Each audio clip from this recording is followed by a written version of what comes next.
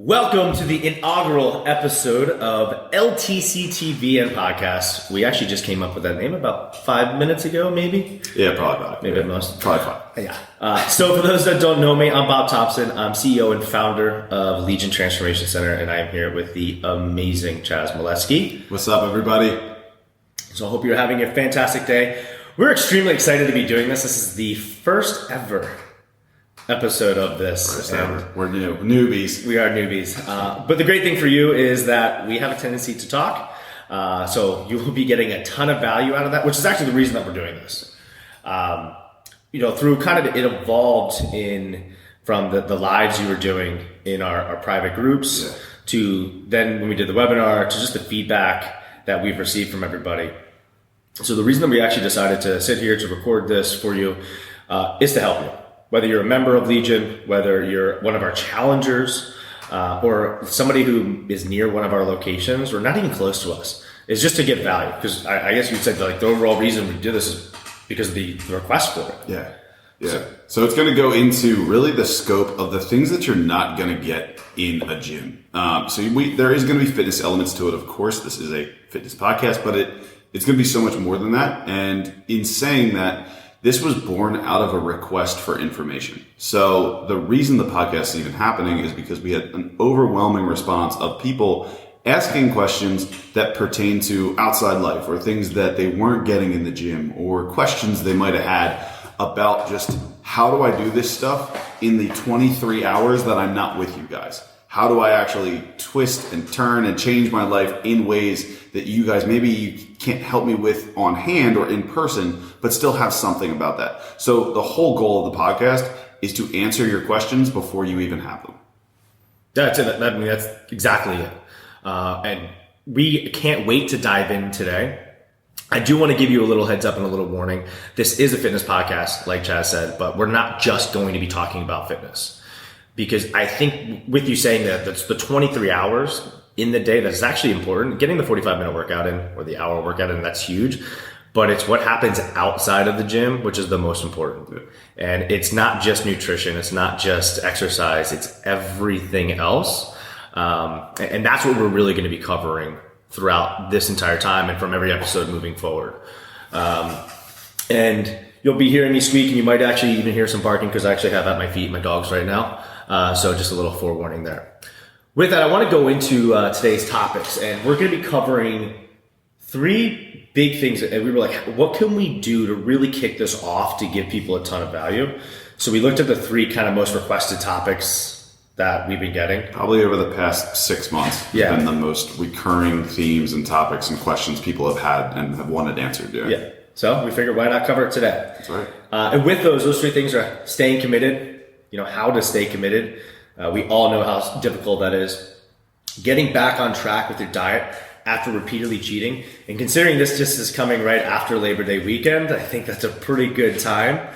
And then finally as well, sticking to a diet that works for you. Because you can do anything for a week or 4 weeks or 6 weeks, but if it's not long-term, it doesn't matter. So with that, let's kick it off. And let's go in right about talking about staying committed. Cool. Because I mean, just that word commitment is difficult enough as it is. Well, I mean, think about just showing up to the gym. Like, getting into your car is the commitment that you got to make to even get there. So for a lot of people, just commitment in general is a scary thing because, like, there's no room for getting out of it, right? Once you're in it, you're in it. So it's that level of commitment that maybe people don't understand is probably the most important part of fitness and nutrition, pretty much everything. Like, commitment kind of surpasses everything else in your success or failure. Yeah. I mean, if you're not committed, then it doesn't matter. Right. And I think actually that's the hardest part with commitment. It's not saying, going to the gym, it's not eating right or, sleeping or anything like that, taking the supplements you need to take. It's doing something for yourself. So it's the commitment has to be made for yourself. So to stay committed, it has to be number one, done for you. And that can be one of the hardest things for people. I mean, a lot of people we see that come through Legion, I mean, their parents, their moms, their dads. Yeah. So their number one priority has been somebody, not them, for so long, which is one of the reasons they got thrown off. So saying, hey, I'm going to do something for me is really hard and unnatural for a lot of people. especially when every day there's going to be something that's going to derail them. And it's easy to get derailed. It's easy to get thrown off. I mean, I have ADD like crazy. So it's super easy for me to get distracted, as you probably have noticed just this morning alone. Right. But there's going to be something that tests us all the time. And how do we stay on track when we're getting thrown with something with work, with something with, if you have kids, with your kids' lives, with driving by the new Popeyes chicken sandwich and wanting to try that stuff, and staying committed. But I think the number one thing is having to do it for yourself. Yeah. And that's, I think, what scares a lot of people. Absolutely. I think too, with that, and the distraction piece, a lot of people start to value certain distractions over other ones. Mm-hmm. So it becomes like whenever that next distraction pops up, that becomes the most important thing, or that becomes the priority at the moment. Yeah. And then that's enough, depending, like, think how long you can get lost scrolling in your phone on like Instagram or Facebook or something like that. Like, I know too well. Easily 15, 20 minutes can go by, and then you realize like now you're late for something else, or now you have to rush to do something, whatever. Like, there's so many opportunities for us to get distracted nowadays that I think it's actually forcing us to be either committed or not, because we have to put so much energy into commitment because there are so many distractions, or because there's so many opportunities for us to fall off track in that. So within all those opportunities, how does one stay on track? How does one stay committed? Well, I think in that, it all comes back to why you're doing it in the first place, but the commitment piece from it, you have to commit to something much greater than the moment. Mm-hmm. And I think that's the part that everybody gets knocked off with, because especially when you're working out, or you start working out or something like that, everybody wants to see the results, right? Like, why else would you do it if you're not going to see the results? But as we know, and as probably most of you listening, or some of you listening know this, you will not see the results after your first workout. You won't see them after your second workout. So it's the commitment to the long run and to the actual length of it that most people miss out on. And that's why we give up earlier. That's why we allow ourselves to be distracted so quickly, because on one hand, we have instant gratification. Well, that's what everybody wants. That's the problem. Right. It's the instant gratification. Right. And we want it now. We don't want to wait, especially in today's society, like with Amazon. If I want something and we have to get something for the franchise training next week, it's like, all right, cool, we can get it. We can order it now and get it tomorrow. We can go pick it up later today at some places. So we're so conditioned and used to that. Whereas I know when I started working out, I understood that it's a long process. Obviously, I wanted to change it super fast, but I understood that it was a long process, and I had made that commitment to make the transformation. So actually, I think kind of going back to that, to talking about staying committed, I think it is important for everybody to kind of know our story originally. Because I know your story and my story of how we got into fitness are actually really different. But clearly it's led to the same thing, because I've been working out now of some nature for 16 years, 16 or 17 years or something like that. And the reason I started was when I looked in the mirror. Well, actually the real reason is, I got dumped, and I assumed that it was because of the way that I looked. Yeah. I assumed it was like, well, it's because back then I was 115 pounds. So I was like, I'm a super skinny kid. So that's the only reason that it happened. Not every other real reason that it was. Probably because I was a crummy boyfriend. And, all of the real reasons. And that I was 16 years old. Yeah. But I figured, hey, if I start working out and I get jacked, then I'm obviously going to be able to win her back. So I started working out. And my goal, for some reason in my head, was I wanted to be 220 pounds.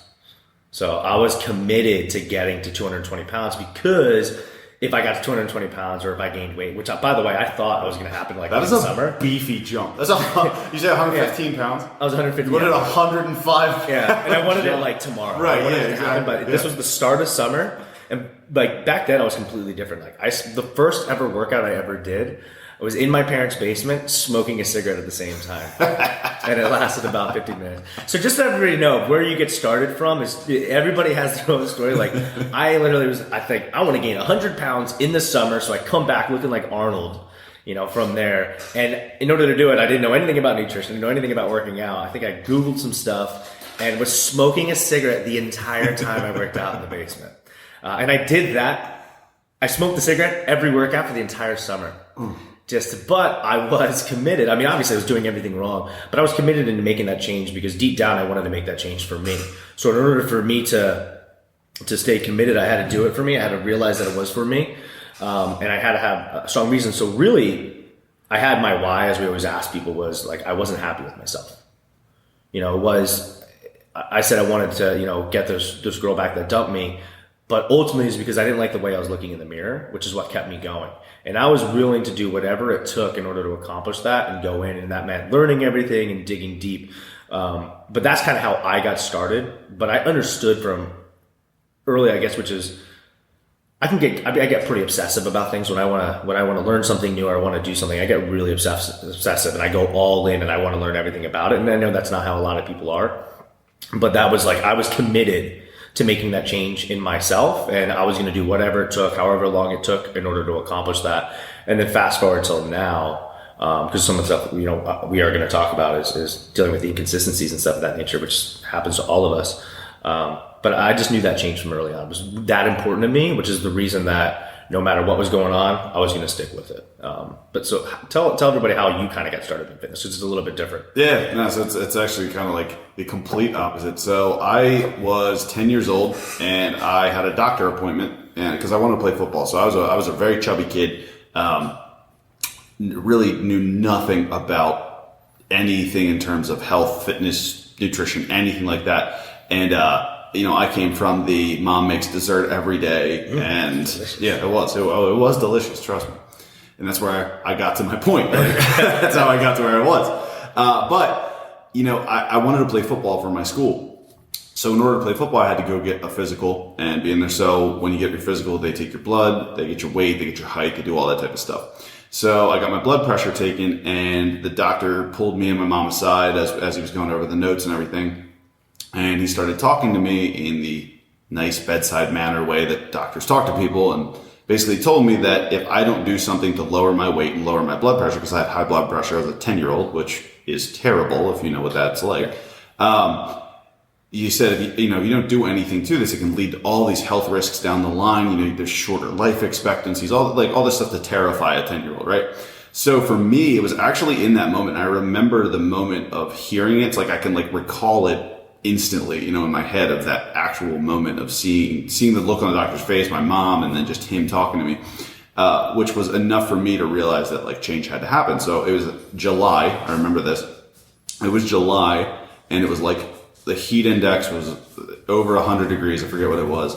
The only thing I knew about exercising, because I saw it in magazines or on TV or whatever, was that skinny people ran, right? So me, I didn't want to get big. I wanted to get little, right? I wanted to get smaller. So I thought running was the way that you do it. So I remember, and then I also saw that this was kind of coming out of the time of wearing the garbage bags, when you sweat out the garbage bags or whatever. So people still do that. Oh, I know, it's ridiculous. Yeah. We'll get into that in another episode. But so I put on a hoodie because I didn't have anything else. But I thought, you have to get hot and sweat out. I thought when you sweat, that means you're losing weight. So I put on the hoodie. I go for a run. I made it.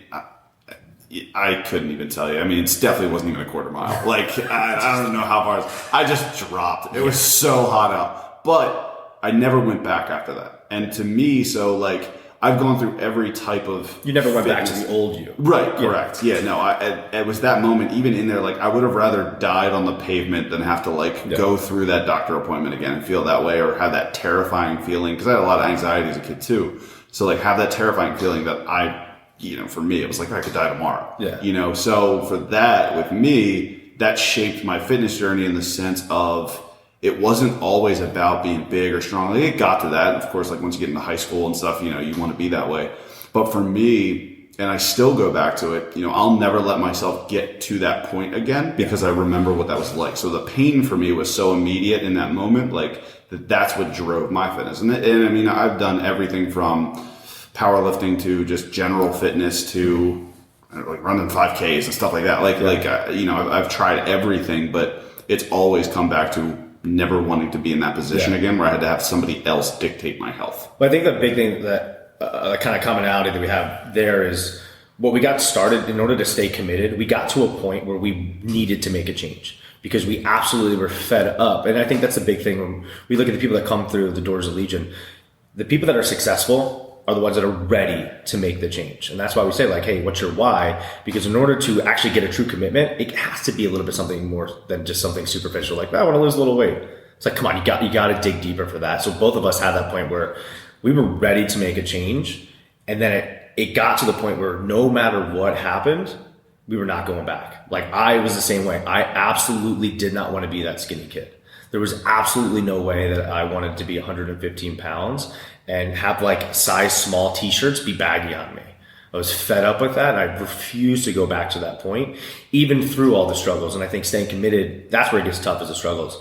I embrace kind of the plateaus. I embrace kind of hitting a wall because it challenges me. It makes me learn a little bit. It makes me dig deeper and figure out how to kind of come out of there. But that's where most people kind of, and maybe because I've been doing this so long now, that's where they struggle. But also you and I both did powerlifting, so that powerlifting kind of teaches you the grit of, you're not getting, at first you might get these big jumps. I mean, my first ever bench press in the basement, I don't even think it was 50 pounds. I actually remember when I was in the basement having to scream up to like my brother or my dad or somebody because I had 60 pounds at one point, like trapped on my chest, right, and I couldn't do anything. So having to do that, fast forward, I think my best ever bench was like 390, but that took years and years and years. And it took from getting like one extra rep, one extra pound and struggling to really push those things happen to then even going in reverse because I was training wrong and improper.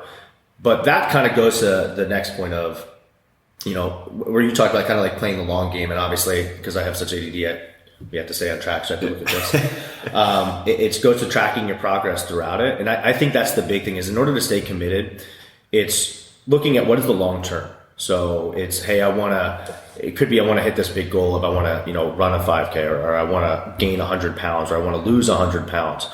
That's great, but that can be so daunting to just say, hey, I want to lose 100 pounds or I want to gain 100 pounds that you just don't even get started. So you have to break it down to those small victories. So you have to break it down to those process goals and look at it like, hey, if that's my goal over the next year or 2 years, what do I then have to do every single month leading up to that and then chunk it down? Like here's the quarter, first quarter, and this is what I'd have to do. So if the first quarter to get those small victories, because like those victories are very powerful on our brain and our mindset. Yeah. You know way more about mindset than I do, but like getting that one little victory will then feed into the next day. So it could be as simple as in the beginning, understanding the big plan, but creating things to give you wins. So it's like, cool, like today I ate more protein. Today I had, protein for breakfast as opposed to my 500 calorie Starbucks drink or something like that. So then the next day, so you have those little things that then create the actual change. Right. So, yeah. Well, actually, I'm going to say something that's going to probably upset a couple people, but I believe that in order to actually get committed in the first place to anything, you have to get humbled first. I think that's a big piece that people don't want to have to deal with. Well, what do you mean by humble? So basically, like for me and you, like when we started out, we had to come to the realization that like we weren't in control. Yeah. We needed to make the change. It wasn't just you want to do it. It was like it has to happen. Yes. And I think with a lot of people to actually get committed in the first place, if you always succeed or if you're always doing well with something, there's really no motivation to do anything else. Mm-hmm. Like there's no motivation to actually push yourself any harder than you would. I think you need to go through that initial pain of not, or even maybe not even initial, like maybe you've been doing it for a long time and you've been stuck at the same thing for so long. And then somebody finally says to you something like, don't you work out every day? Why don't you look any different? Yeah. Like something like that just jabs you so hard that you're like, you know what, you're right. Like I've been slacking off or something. I think that getting humbled over and over and over again makes you a stronger person in all aspects of life, but especially from fitness. And it kind of this sparked when you brought up powerlifting is that you get humbled every single day in powerlifting because it beats you up so hard and you don't always succeed. I mean, most of the time you fail more than you succeed in powerlifting, but when you succeed, it's like monumental. Yeah. And I think that goes like, and we're going to cover obviously a lot of just fitness stuff, but that goes into everything. And a lot of what I've learned from fitness has helped with business and everything of that nature too. And I think that's what you said is huge. Just people don't like, they need to get humbled, but they also don't realize how many times you have to fail in order to succeed.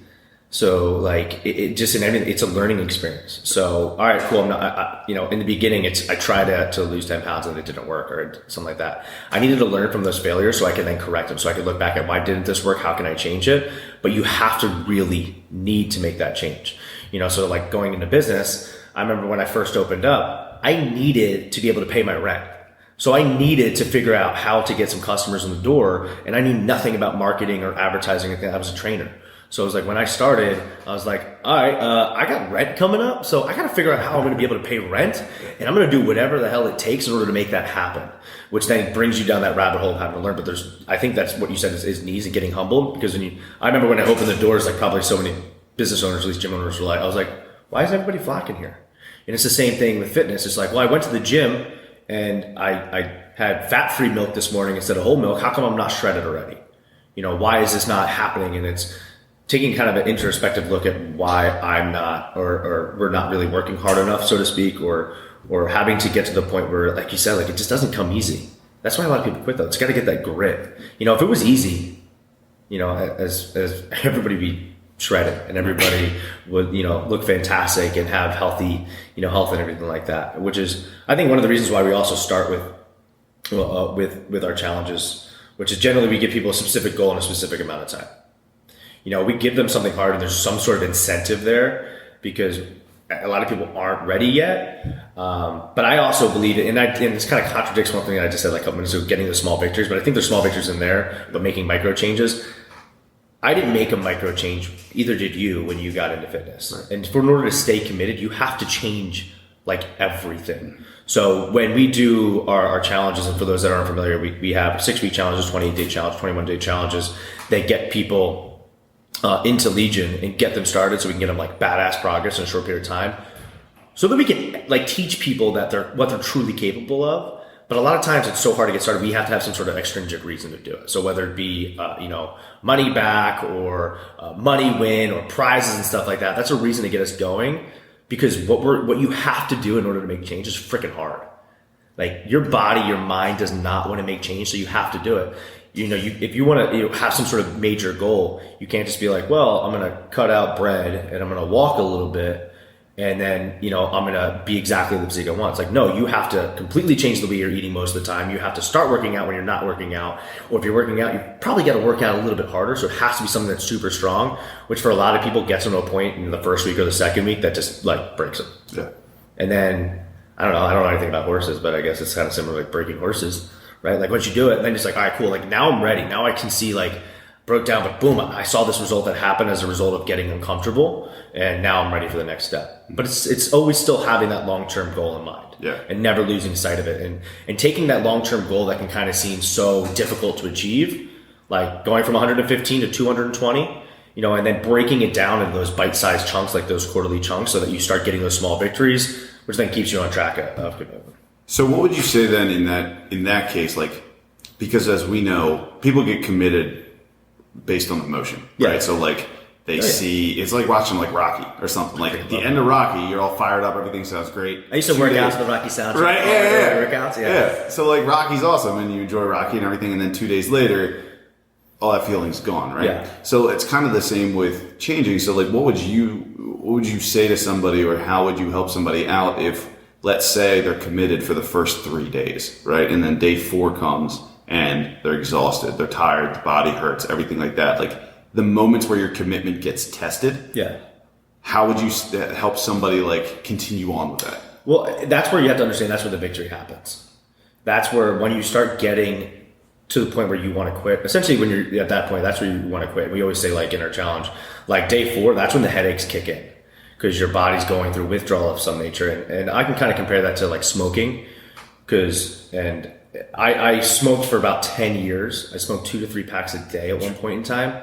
And I had tried quitting because I knew I needed to quit. Like I knew smoking was bad for me. So I would try quitting because, people told me I had to, or I knew that I should. But deep down at the time, I actually liked smoking. Even though it was terrible for me. By the way, now I have to preface that, like I hate smoking. And I don't know why the hell I smoked for so long. Well, I do know because it was what I was around. Yeah. But I tried quitting oftentimes, whether it be my parents telling me I had to or something like that, and it wouldn't last. I might cut back a little bit because I'd be like, I'll cut back on my cigarettes here and there and then do that. And then it got hard and stress happened or whatever, so I just started smoking again. It wasn't until I was truly ready to quit that I quit within a week after smoking for 10 years. And it got to the point where, there was times where I wanted to have a cigarette. However, I knew that if I gave in, I'm going right back to where I was before. And it's the same thing, like when you start something and you're tested early on where you don't want to get out of bed and do that workout. You don't want to eat that non-fast food meal again or whatever. That's where it's important because it's long-term. You just have to wrap your head around the fact that it's what happens every single day. It's that boring stuff. It's that stuff you don't want to do that nobody else wants to do, which is going to make the change. And it feels really good to overcome those things. Like we get stuck in that moment where we focus so much on the pain of in the moment, but we don't realize how really, like when we wake up the next day and we're like, damn, I actually did that workout when I didn't want to, or I actually ate healthy and stuff like that and I didn't want to. I actually was able to do that. That victory becomes so powerful for the mindset that feels better than anything you could eat or, anything like that. And then think back to the times that you quit in the past. Would be another thing. Like I'd say, hey, when you're getting tested, think back, because most of the time when people do something, it's not the first time they've tried, and I guess, us maybe a little bit different. Like once we were ready, we did it.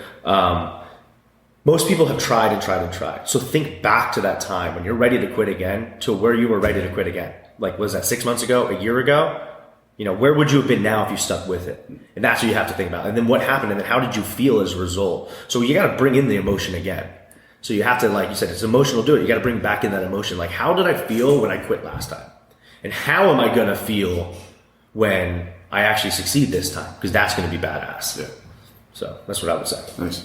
Anything to add to that? No, I mean, that's exactly it. I think that's the recipe to it, is having that. But then also, for your commitment, like don't lie to yourself. I think is another thing, is that, there are people that lose 100 pounds in a year, but it's the same 10 pounds over and over and over again because they just gain it back and lose it. And, so to them, they get back on track, they lose weight, everything's cool, and then they get right back to it. So from the commitment piece, like, be brutally honest with yourself about what you want and when you want to get there and how you want to get there. And then, like, let that be your guiding force. Don't let it just daily progress or daily, like, emotions dictate where you're at. Like, commit to the actual process of doing it. I think is huge to go. You gotta fall in love with the process, right? Yeah, you gotta trust it, and that's what, like, you have to enjoy the results that come from the hard work. And that's, I think it's also a good time to kind of go into the next point. Because we're talking about getting back on track. Yeah. Because it's about the long game. So in order to stay committed, you have to understand the long term and the long game, but also understand that you will fall off at some point in time. So we're both into powerlifting. Like, I like Dave Tate. I read a bunch of his stuff. He's great. And he coined something that I have really used a lot, whether it be in business, in fitness, or anything like that. And he calls it like blast and dust cycles. And this is, I think, something that's really important. If you're getting back on track, with your diet, if you've been cheating, you had a weekend like Labor Day weekend or anything like that, or what happens for a lot of people when they're really consistent and dedicated for 6 weeks or 8 weeks or 12 weeks, and then they fall off track and they don't ever get back. That's normal. So I think the first thing to do is understand that it's normal. But the blast and dust cycles say, like, you can be all in and hard as possible, but for a short period of time, you can't do it forever. And that's also, like, training-wise, periodization kind of goes into. But, like, you have to give those times of mental back-offs and everything like that. And in order for that to actually happen, to really get back on track after something you cheat or anything like that, or a bad weekend, understand the long game, but you have to understand, like, that's normal. It's actually, in order to have long-term progress, we have always said, like, the reason we do the 6 weeks and 28 days is because telling somebody to do something for the rest of their life is really hard. Oh, yeah. Like, you can't do that because they're not going to do it. They're like, oh, screw that, I'm not doing that. Yeah. Like, hey, you have to work out for the rest of your life. Yeah, I'm good. Thanks, bro. Right. But if you say, hey, you do this for 4 weeks, we're going to do it. But then it does have to be like, well, listen, now that you did it for 2 weeks and you can do it, like, this is something you have to do. But you also have to know there's going to be times you got to back off, right?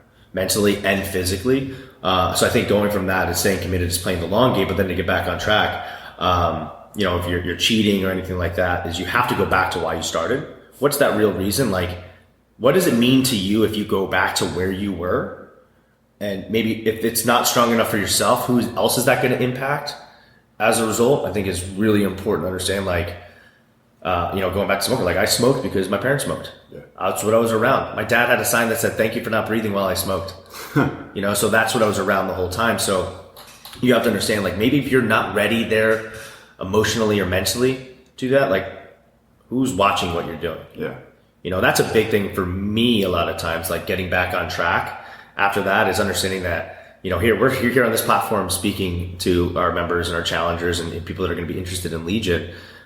So at the same time, like when I don't want to work out, I go, well, who else is this going to affect?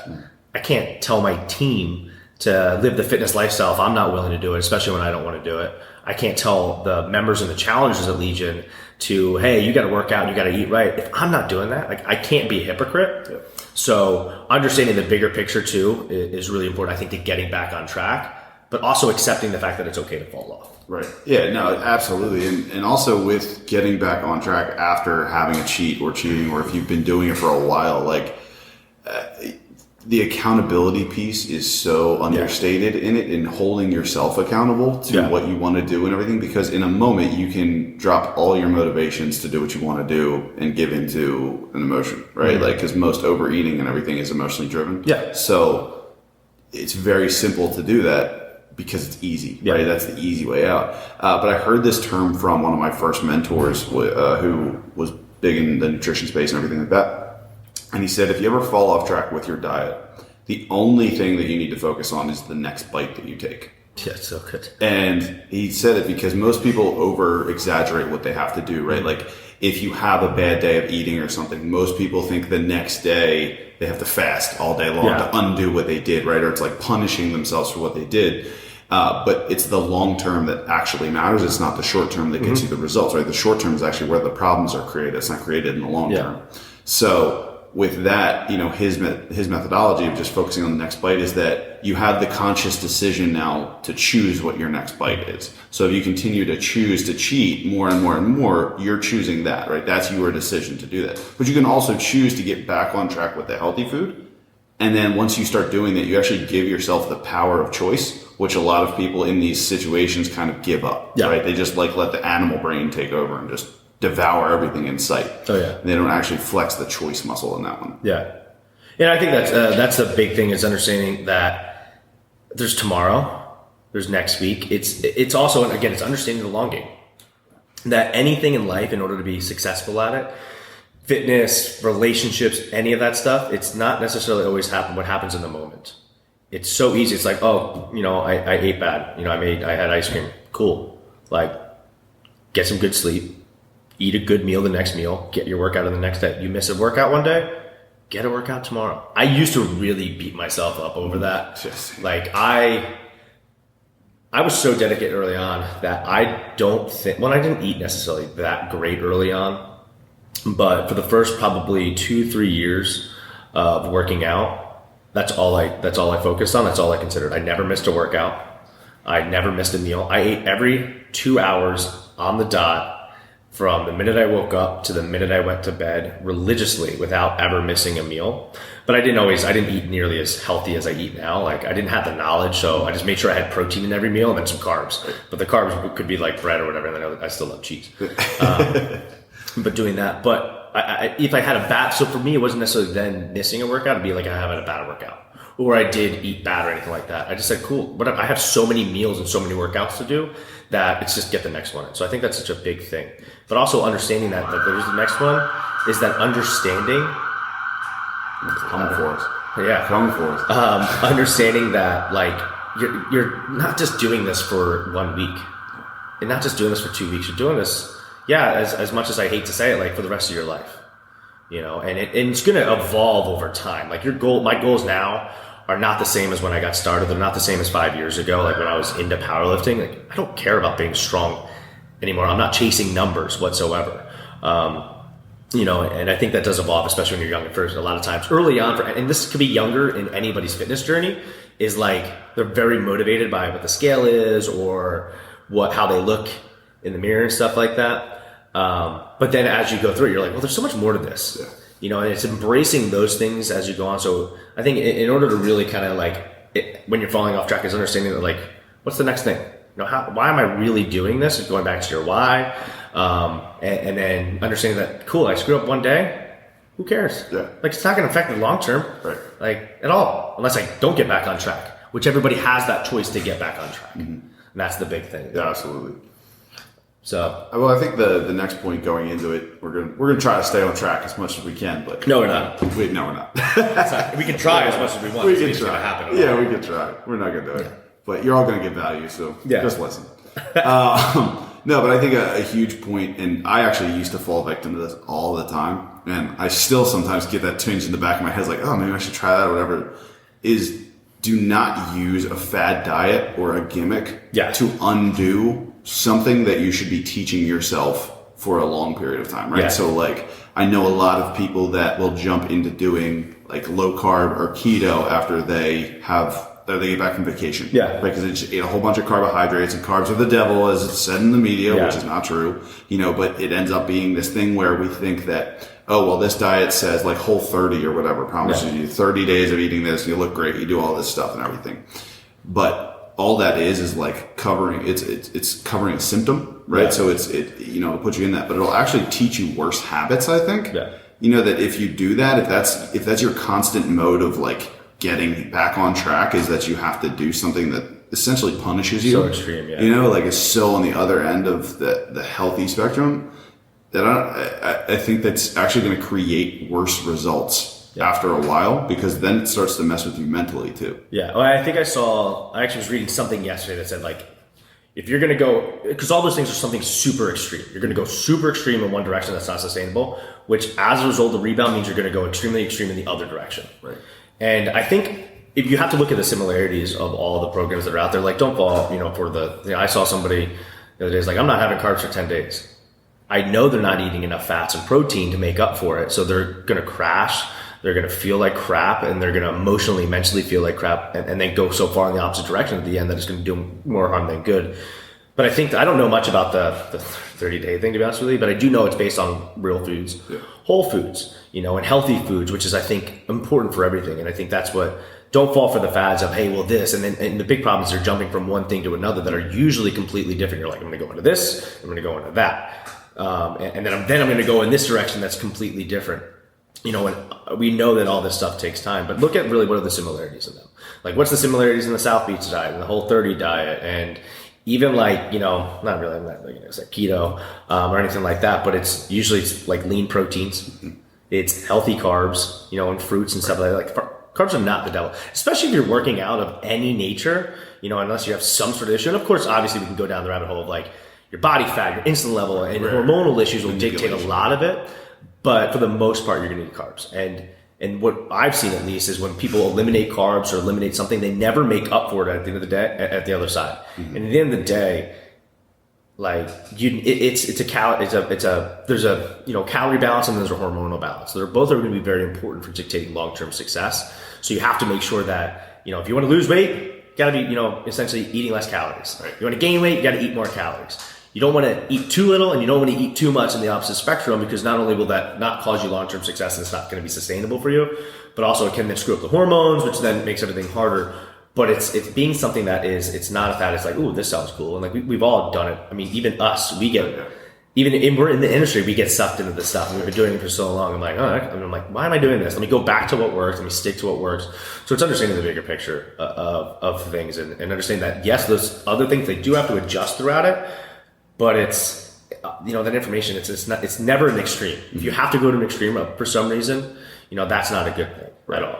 And the thing with extremes is, it's going to lead us into our next point. Mm-hmm. But the thing with extremes is that it almost sets you up for failure, because you can't maintain that. Yeah. Right. So like anything that you do, especially if it's a short-term diet or if it's a quick fix something or whatever, it's not maintainable, and it's not meant to be maintainable. But it's almost become, like in media and social media and things like that, it's almost become like you flock to a lifestyle around that type of eating or that diet, so that when you actually fail or you have a bad day on it or something like that, now everything you built your life around, or all the groceries you just bought and all of that, like you start to just run this negativity in your head that you're not successful or you failed, right? Yeah. It like almost creates a worse problem. And especially when you start cheating on your diet and everything, the biggest thing that you need to evaluate is why you're cheating on your diet. And this is a part that I really truly believe gets missed by a lot of people, is that there's a reason that you decided to go so overboard. Yeah. There's a reason that you have been so consistent for so long, and in 3 days blew everything that you did. And most of the time it's not, it's not most of the time, 99% of the time, it's not because you're hungry. There's something else there that has caused you to do that, and that food's the outlet. Oh yeah. Right. Or that's the way that you're actually easing whatever's going on in your life, whether it's stress, whether it's pain, whatever it might be. Like the food is just the vehicle to you feeling better. It's not because you're hungry. Oh, of course not. Yeah. You know, and that's a really good point, and it's identifying that so that understanding, all right, cool, let me get back on track. Like this isn't it doesn't ever make the situation better. You know, whether you're feeling stress or anything like that, you never feel better like, oh, thank God I just crushed this entire box of Oreos and had ice cream and then went down that rabbit hole. You always feel shittier at the end. Mm-hmm. You're always like, oh, why do I feel like this? Why did I do this? Which then creates that negative loop. Which then it's like, well, I'm too tired, I didn't sleep well, I'm sluggish, I'm not going to go work out. I don't want to go because, you know, I don't feel good.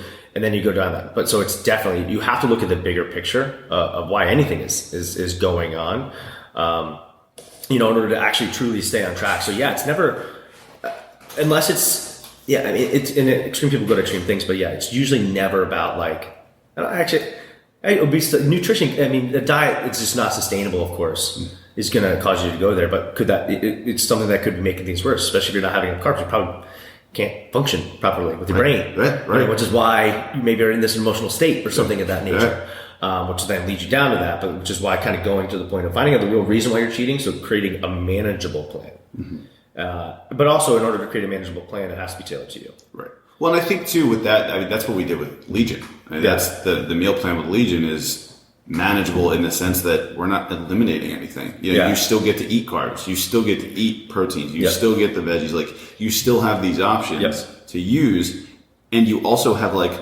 multiple choices of things that you can eat or can't eat based on if you like them or not. It's not because we say, oh, this food is bad, don't eat this one. Mm-hmm. It's more just so like, which of these fits best in your diet? What do you like best of these? Just eat those, you know, stay on that. And then especially as you move deeper into Legion, we have the other meal plans that incorporate even more food. So if anything, like with what we've done, we've just created more options for people to have to make manageable diet changes. You know, to almost eliminate the need of a fad diet or something like an emergency fix. Or the overwhelm, you know, of all the options that are out there, or anything like that. It's teaching, all right, I can take it from this.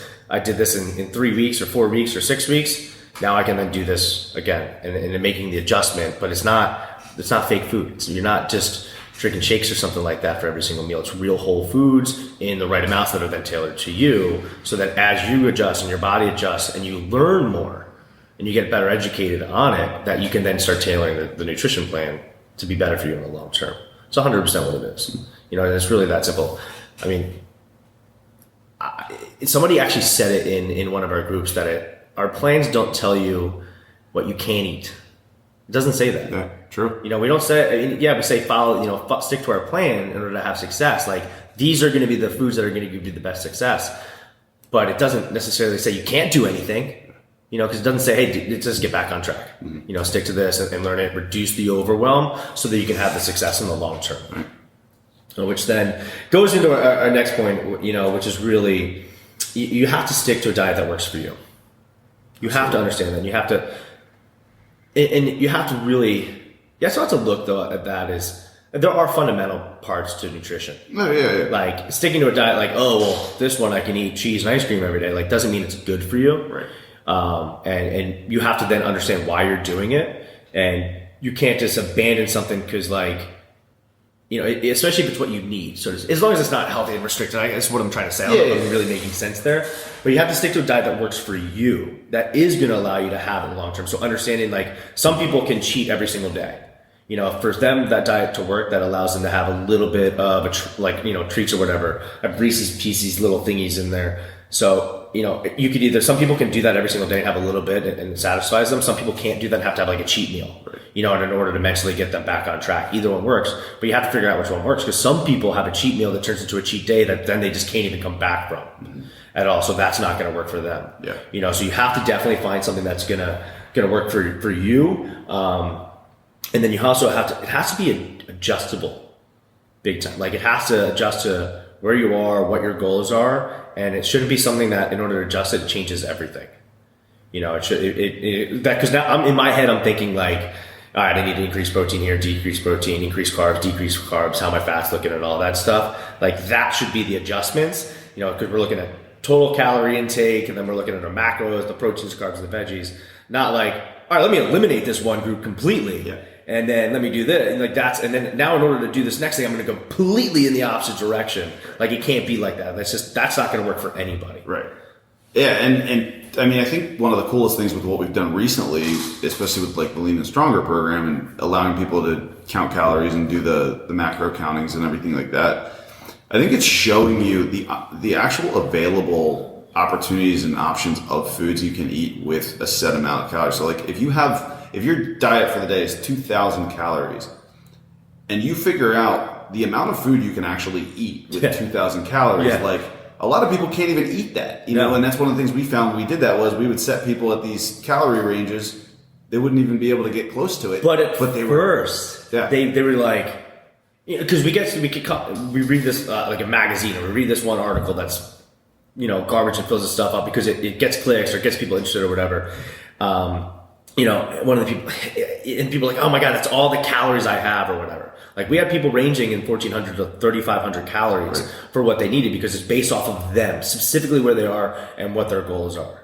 You know, but some people are like, oh my God, that's it. But then they actually eat it with the real good food. And they're like, oh, so that's why I'm stuck, because I'm not even getting anywhere close to it. You know, or if they are previously getting close to it and feeling it's because they were eating garbage. You know, so it allows them to really understand truly where they are. And I think going into that, one of the things about Lean and Stronger program, which for those that don't know, it's our program that allows, you know, we break it down to your macros and everything like that. So have the freedom. We obviously, you know, I track my macros, you track your macros. Most people in fitness track their macros. It'll give you on one hand on the spectrum, it gives you the freedom to kind of fit anything into it. But I found, at least for myself, it still means I eat the same stuff. You know, because that comes down to consistency, and that goes down to staying committed. Like having something consistent and easy, so I don't necessarily have to think about it. I like less decisions I have to make, the easier to being staying on track. But that's kind of what it allows us to do. But we don't realize sometimes how far off we are. You know, unless we're actually tracking, so that when you're actually looking at the numbers. You know, I had an old mentor of mine say this to me, and I say it to now all the franchisees that we have that come on board: men lie, women lie, numbers don't. You know, so, I'm eating healthy, I'm doing this. It's like, well, listen, you think you are, but you're actually either completely eating off the rails or you're not even eating enough. I know you actually were guilty of that recently. Yeah, very recently. And you know, and so and I say that because it happens to both of us. Like I fall trap into not eating enough carbs all the time. Because even though I'm in this, I go, I need to eat less carbs. I'm like, my body, I have less energy. My body takes a turn for it, and which is one of the reasons why I track, so that I can get back on track and stay on it, but really kind of take the emotion component out of it for me. But understanding that's what I need. Yeah. Like that's why those numbers are in place, and that's really what it shows. It shows you exactly what you need to do to create that roadmap to get where you need to get. And you brought up a great point actually with that, of talking about how, you know, just because it's out there, doesn't mean it's healthy, or just because people can eat it doesn't make it healthy. You know, finding a diet that works for you, best for you, is subjective to just you. Yeah. So you need to know what it is that you do well with and what it is that you don't, but also not fall victim to the hive mind or the group think that just because someone says something is healthy makes it healthy. Yeah. So I can't tell you how many times, it's probably every time now, that I'll go to a restaurant and people get salads because they think salads are healthy, and the salad has 300 to 400 more calories than the T-bone steak that you can get, you know, on the other end. Oh, but the steaks are not healthy. You shouldn't be eating right steak. now. There's so much fat in the steak. Yeah. Right? But the amount of calories that you're eating in just the salad alone, but just because somebody said it was healthier than the other option, you know, that's where you get into the discussion of nutrients, sure, and all of that type of thing. But even at the same time, at the end of the day, a calorie is a calorie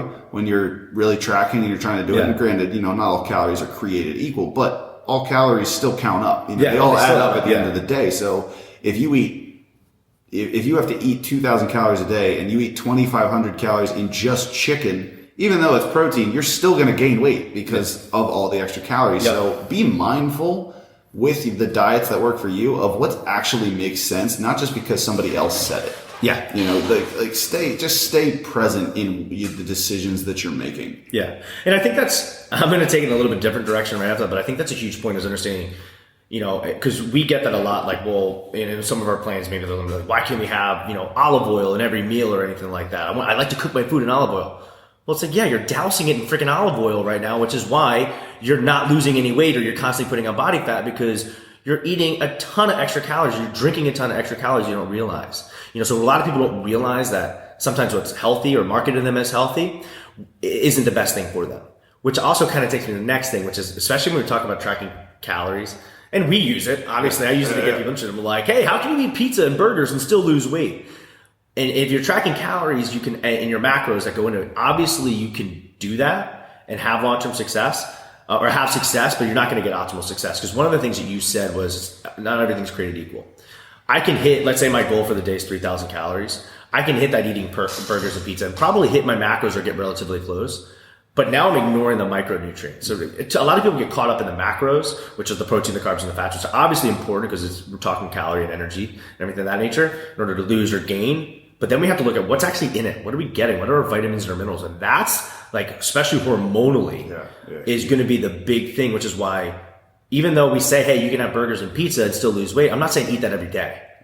And I would never recommend that. And if you're doing that, I would tell you right now to stop doing that. Because then you don't even realize like that extra bite comes in, that extra slice, and you're really going the opposite direction, but you're still eating crap food, which means you're not getting the micronutrients that you need. And especially in today's diet, like we definitely need a supplement to make sure we're getting all those. But that's, I think, that really the biggest piece is understanding calories, but also understanding there are good foods, and in my opinion, there are good foods and bad foods. I know that that's kind of like taboo to say. Like, oh, there's no bad foods, blah, blah, blah, as long as you fit your freaking macros. It's not the case, because there are some shit foods. And if you get down that where you're like, yeah, cool, like, I'm eating pizza, like, I'm not going to say that's good food. Is it delicious? Yeah, absolutely. But I know for me, at least, anytime that I load, I love freaking cheeses, but anytime I load up on anything like cheeses or dairy related, like, I do feel like crap.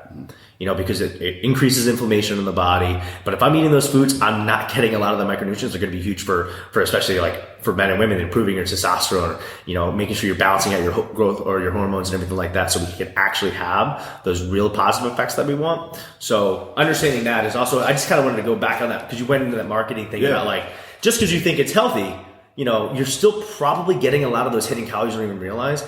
And at the same time, just because it fits your macros doesn't mean that you should be having it, at least consistently and all the time. And don't get me wrong, I like pizza and like burgers. That's it. But like there is a total balance in there for sure. Absolutely. And especially with that, finding something that works for you, even if you can fit that stuff into your diet or whatever, where you follow, let's say you do like dieting, because there are people that like diets, like they like to stick to a diet, they like to be holding themselves accountable to something, or they need structure. And then that's a big thing for people is they just need structure of some sort. Just tell me what to do and I'll do it along those lines. But I've seen this a bunch of times with people is that they'll do diets that make them feel miserable, that don't give them any energy, that actually cause bloat. They do all these things, but they still do it because they're holding out for that result at the end. So one of the biggest things, which I gotta appreciate that they're sticking out to it. Yeah, no, absolutely. I mean, the dedication is wild that you can actually stick it through all of that, and there's a whole level of discipline that you're gaining from that too, of figuring that out. But if you find that a diet really impacts you negatively, like, listen to your own body. And that's kind of one of the biggest things too, is just because something is good for you. Like me, for example, I blow up when I eat oatmeal. I don't know why. It can be one serving of oatmeal, which is like 100 calories. It's not like it's a bad food or anything, but I feel miserable after I eat oatmeal. I feel really heavy and I just like want to sit down. So I don't eat oatmeal just because of the way it makes me feel. It's a healthy food. People recommend eating oatmeal all the time for everything that's in it, but it just doesn't work for me.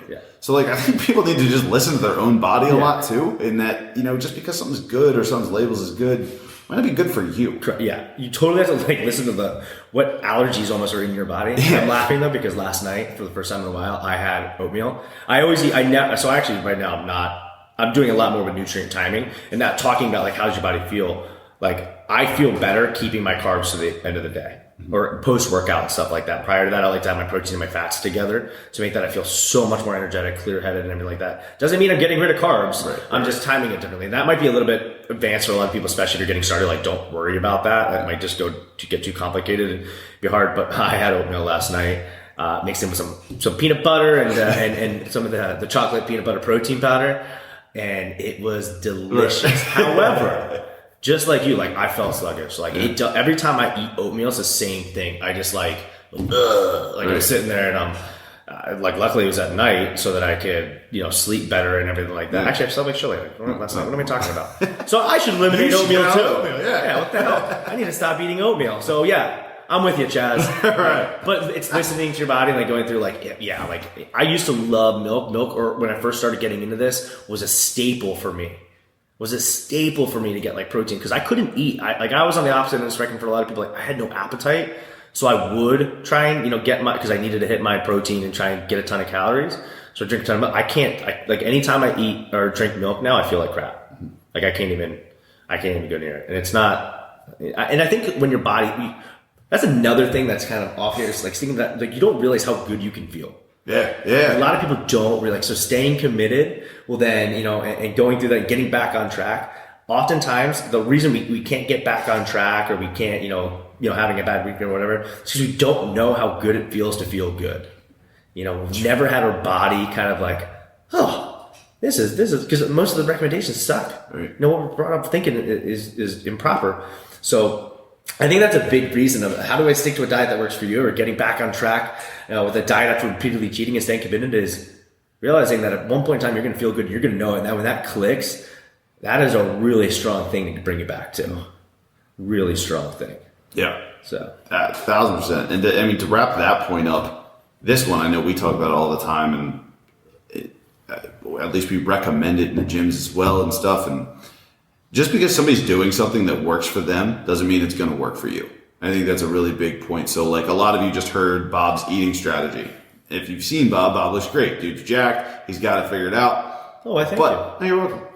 But if any of you just all of a sudden jump into it, I would wager that half of you would probably see some success and the other half it would not work for your lifestyle. So like just because somebody sees great results with a diet that works for them or something that they're doing, an eating strategy for them, a lot of people think because it's working for them that it's going to work, across the board. And most times that's not the case, that's just not the way it is, because you got to think of your lifestyle too. Correct. Which is why some people do great with intermittent fasting and some people suffer with intermittent fasting because of their lifestyle and the external factors, not just the nutrition, but the things that are factoring into it. Yeah. And with that, I kind of would point out is looking at what people have done that works, like definitely don't copy them, because I've been working out for 16 years. I've tried a bunch of stuff. I've done a lot of stuff. And where I'm at now fits to the style of training I'm doing with my other goals that are going on as well. However, success does leave clues, so you have to look at for us, we've had over 10,000 transformations at Legion. So success leaves clues. And for the vast majority of people, they're doing something very similar when they get started nutritionally. It's protein, we focus on high protein diets here, right? Especially because we're working out, and doing that, and we want to have the most people that, and especially, we have carbs, but they're in moderation. And then some people, have their fats or whatever, but again, it's in moderation and having a ton of veggies. So look at the success. And if you look at anybody of any point in time in their journey, there are some, success like clues. So you got to look at what do they do in the beginning? What do they do to get there? And then what is something that's being constant? My nutrition that I'm doing right now is not going to work for most people. But it's where I am right now for me, and then also how my body is and everything like that, and to get my body to the next level.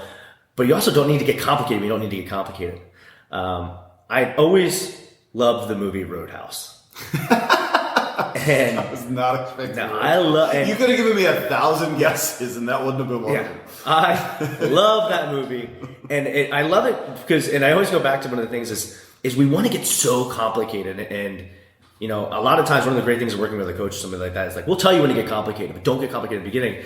But the reason I like that I brought it up is because there's a scene in it where Patrick Swayze is telling him, don't just get violent and throw people out or anything like that. Essentially, be calm, and they're like, when am I going to, now I'm going to butcher it. But it's when do I know? It's you'll know. Right. Or I'll tell you. I freaking butchered it. I still love the movie. So throws the roundhouse. Yeah. So it's then it's when do I know? It's the same thing. It's when do I know I need to get to that point where maybe I need to worry about nutrient timing? Don't worry about nutrient timing, so to speak, as around your workouts and hormonally, how it's going to affect all that stuff.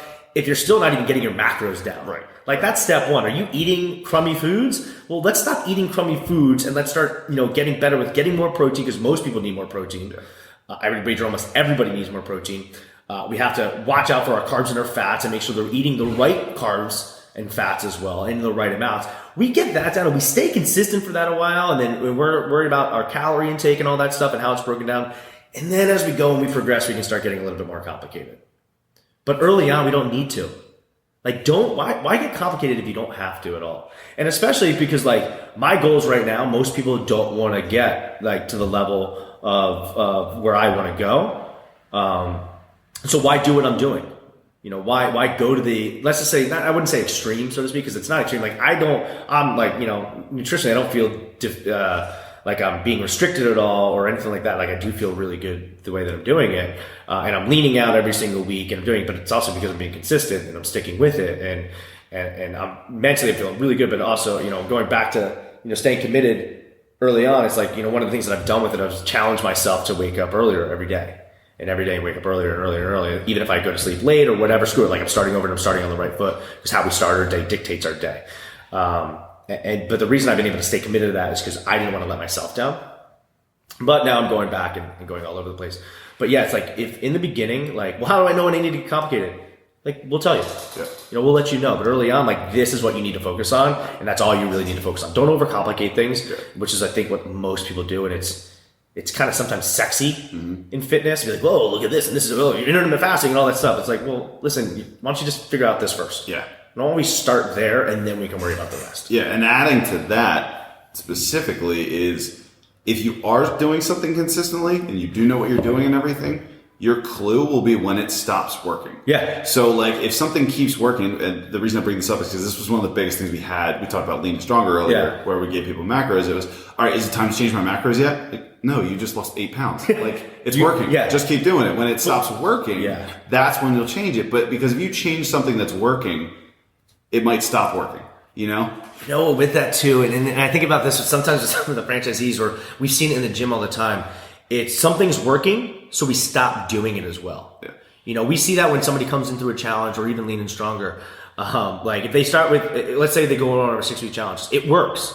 They get success, and then they stop. They go back to where they were. Or let's say even in the Lean and Stronger program, you get success, and you're great, and then you stop following it. Or you stop tracking your calories, so you don't make the adjustment, or they want to make it happen so fast.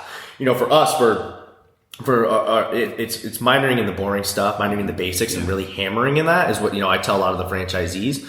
So I'm like, hey, you want to, you know, get your appointments so you can get people in so you can help them. Well, this is all the boring stuff you need to do. And then, you know, we've seen it even in our gyms, like we do it consistently. And this could be doing the workouts or doing the nutrition or whatever, or making the calls that need to be made. But then when we get the success from it, and then we stop doing it.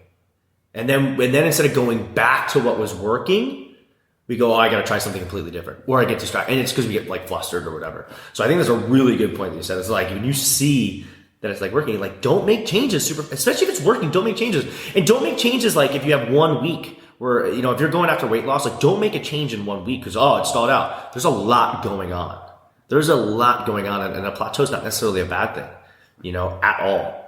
You know, it might just mean that's the body making a change. As you go into the fitness longer and longer, you notice that it's like, it's boom, like nothing. Ooh, here we go. Oh, nothing. Oh, here we go. Here's another result. Like, oh, went up or went down or whatever. It happens like in a big block, but then it's like a lot of nothingness for a while almost, it seems like. Yeah.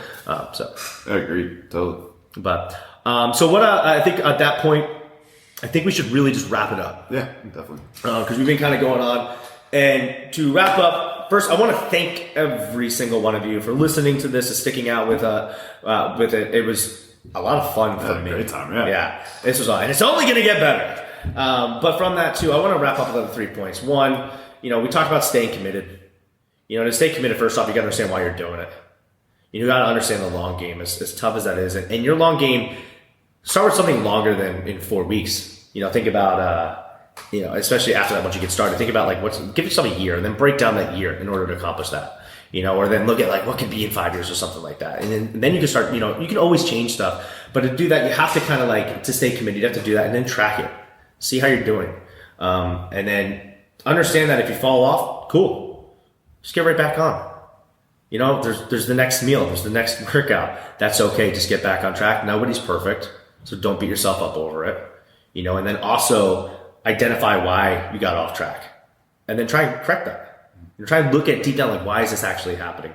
And then stick to a diet that works for you is understand that success leaves clues, but don't copy somebody. just because they did it or whatever, but understand why it worked. And then it had, how to lay out. Do they have the experience and all this stuff, or is that person freaking nature? Like, there's a lot of people don't really understand. But there's success leaves clues, and there's the basics are there. It's laid out there. It's, there's simple stuff. Don't go to the extremes or anything like that. Anything to add on that? No, that's really it. That's what it is. Make small changes, and everything that you hear in this, like, apply. It's the Bruce Lee quote. Bruce Lee quote. Yeah, that one. Yeah. Where he said, apply what is useful, discard what is not. Yeah. So if there's anything that you heard in this, you're like, oh, that doesn't apply to me. It probably does. But if it really truly doesn't, just use the stuff that does work. And that's the same in both fitness, nutrition, all that type of stuff. Use the stuff that works for you and stay with the stuff that works for you. Absolutely. And continue that on. Yeah. No Cool. doubt. I agree. So on that, I do want to just say thank you again for everybody. We love it if you would follow us on this. Yes, please. And then subscribe to it and share it as well. We want to be able to help as many people as possible. One of the goals of Legion is to transform the lives of everyone in our community through health and fitness. So the more people that we can reach, the more people that we can help.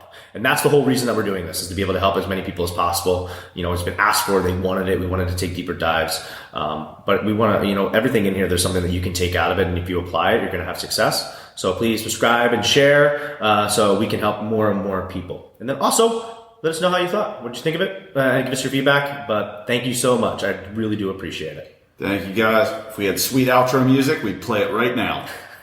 Talk to you later. Yeah.